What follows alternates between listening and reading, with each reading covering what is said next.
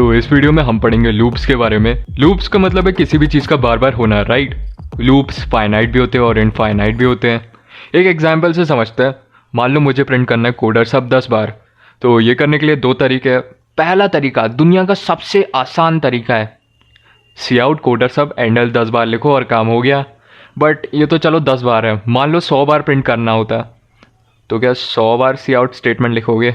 नहीं ना। आप सोचोगे नहीं विराज भाई इतने फ्री तो नहीं है अपन। तो ये करने का दूसरा तरीका होता है, वो है लूप्स। देखो लूप्स का यूज़ ना ऐसे ही प्रोग्राम्स को बनाने के लिए होता है। लूप्स 3 टाइप के होते हैं, फॉर लूप, वाइल लूप और डू वाइल लूप। तो तीनों का काम सेम है, बस हल्का सा भारी डिफरेंस है। तो ये डिफरेंस समझने के लिए अब अपन इनका सिंटैक्स समझते हैं। तो फॉर लूप में 4 चीज़ें होती है, इनिशियलाइजेशन, कंडीशन, अपडेशन और स्टेटमेंट। तो फॉर के बाजू में ब्रैकेट्स में इनिशियलाइजेशन, सेमीकोलन, कंडीशन और अपडेशन लिखा रहता है, और फिर बाहर करली ब्रैकेट्स में स्टेटमेंट। तो इनिशियलाइजेशन होता है किसी भी वेरिएबल की वैल्यू इनिशियलाइज करना, जैसे आई इक्वल 0, और कंडीशन कुछ भी हो सकती है नीड के हिसाब से, जैसे आई लेस देन एन। तो ऊपर पहले एन डिक्लेयर कर देना, फॉर एग्जाम्पल एन इक्वल्स 10। और अपडेशन होता है जो वैल्यू हमने डिक्लेयर की, जैसे आई, उसकी वैल्यू बढ़ाते जाना या कम करते जाना। तो इधर आई प्लस प्लस लिख दिया। फिर आती स्टेटमेंट। स्टेटमेंट वो है जो हम चाहते हैं, तो यहाँ पे मैंने लिख दिया सी आउट कोडर सब एंडल। तो इस प्रोग्राम से ये होगा कि 10 बार कोडर सब प्रिंट हो जाएगा। वो कैसे? तो होता ये है कि सबसे पहले आई इक्वल 0 है, राइट। तो पहले ये चेक करेगा कि क्या आई लेस देन एन है। तो पहले वाले केस में आई छोटा है एन से, क्योंकि 0 इज़ लेस देन 10। तो ये लूप एक बार सक्सेसफुली एग्जीक्यूट हो जाएगा और हमें मिलेगा कोडर सब पहली बार। इसके बाद लास्ट में आई प्लस प्लस हो जाएगा, तो अब आई की वैल्यू 0 से 1 हो गई, राइट। फिर से चेक करेगा, तो फिर से अपना लूप एक बार रन होगा और चेक करेगा आई लेस देन एन है, तो हाँ 1 इज़ लेस देन 10। तो यहाँ पे हमें फिर से कोडर सब मिल जाएगा दूसरी बार। तो जब तक आई छोटा एन से तब तक हमें कोडर सब मिलता रहेगा, 0 1 2 3 4 अप टू 9 तक। बट आई की वैल्यू जैसे ही 10 हुई तो लूप रन नहीं होगा, क्योंकि आई लेस देन एन वाली कंडीशन फॉल्स हो जाएगी, क्योंकि 10 इक्वल्स 10 है ना। तो हमें 0 से लेके 9 तक आई की वैल्यूज़ जो बढ़ रही हैं उसके लिए 10 बार कोडर सब हमारा प्रिंट हो जाएगा, ठीक है। और मान लो अगर आई इक्वल्स 0 की जगह आई इक्वल्स 1 से इनिशलाइज़ किया, तो अब सिर्फ 9 बार कोडर सब मिलेगा। अगर आई लेस देन इक्वल्स एन कर दिया तो फिर से 10 बार रन होगा, क्योंकि I must be less than और इक्वल टू एन। तो 10 इक्वल्स 10 वाली कंडीशन, मतलब जब आई इक्वल्स 10 होगा तब भी एक बार लूप रन हो जाएगा। और अगर एन इक्वल्स 100 कर दिया तो ये 100 बार कोडर सब प्रिंट करेगा। फिर देखते हैं वाइल लूप का सिंटैक्स। तो इसका यूज़ सिमिलर है फॉर लूप से। इसमें डिक्लेरेशन वाइल लूप के पहले करते हैं, तो आई इक्वल 0 कर दिया, और कंडीशन जैसे आई लेस देन एन वाइल के बाजू में, तो ये एन को भी पहले डिक्लेयर करना नहीं भूलना। एन इक्वल्स 10 लूप के पहले डिक्लेयर कर दिया, और करली ब्रैकेट्स में स्टेटमेंट और अपडेशन जैसे सी आउट कोडर सब एंडल, और अपडेशन हो गया आई प्लस प्लस।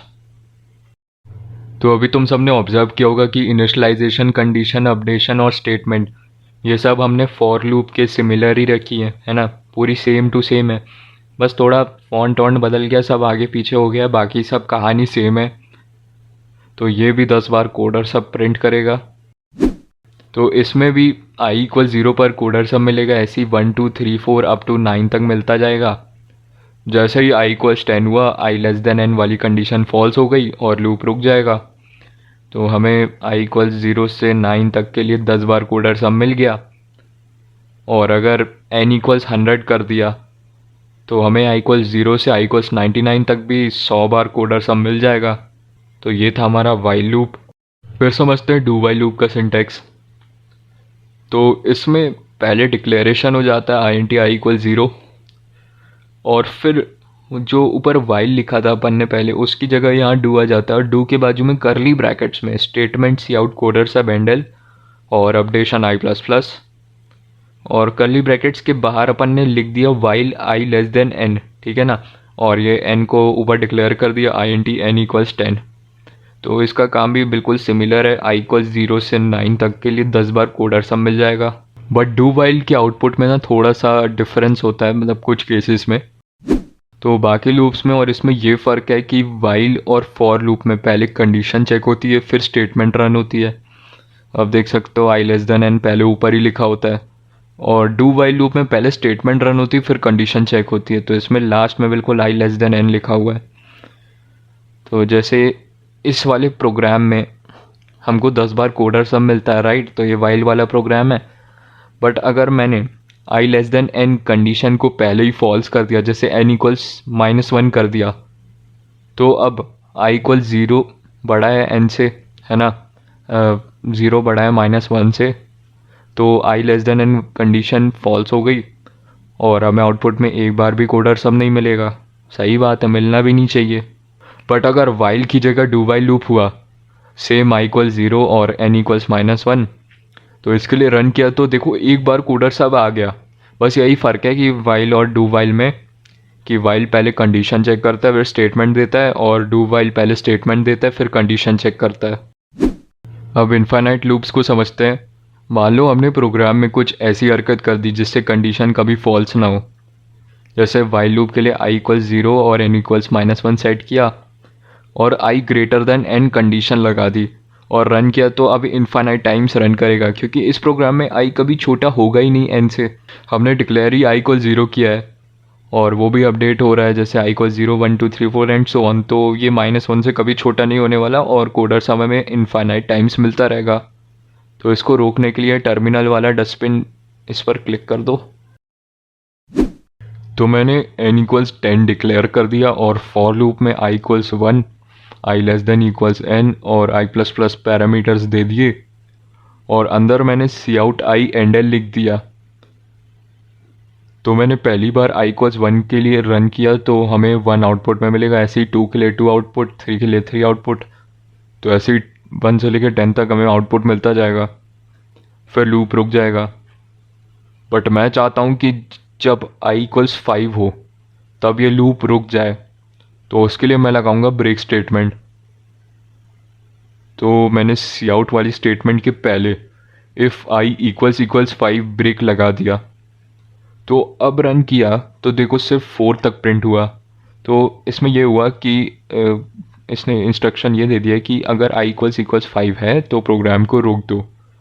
अच्छा, अगर इस स्टेटमेंट को, इस इफ़ वाली स्टेटमेंट को मैंने cout के बाद लगा दिया तो देखो अब 1 2 3 4 5 यहाँ तक प्रिंट हो जाएगा। पहले से 1 2 3 4 तक प्रिंट हो रहा था, अब यहाँ 5 तक भी प्रिंट हो रहा है। ऐसे ही अगर ब्रेक की जगह कंटिन्यू यूज़ किया और रन किया तो देखो 5 स्किप हो गया और बाकी सब प्रिंट हो गया। तो कंटिन्यू स्टेटमेंट को किसी भी आउटकम को स्किप करने के लिए यूज़ करते हैं, और ब्रेक स्टेटमेंट को प्रोग्राम को रोकने के लिए यूज़ करते हैं। तो बस इतना ही था इस वाले वीडियो में। नेक्स्ट वीडियो में अपन सॉल्व करेंगे इससे रिलेटेड कुछ अच्छे क्वेश्चंस। तो अगर वीडियो अच्छा लगे तो लाइक ठोको और चैनल को सब्सक्राइब करना मत भूलना। टिल देन, हस्ता ला विस्ता बेबी।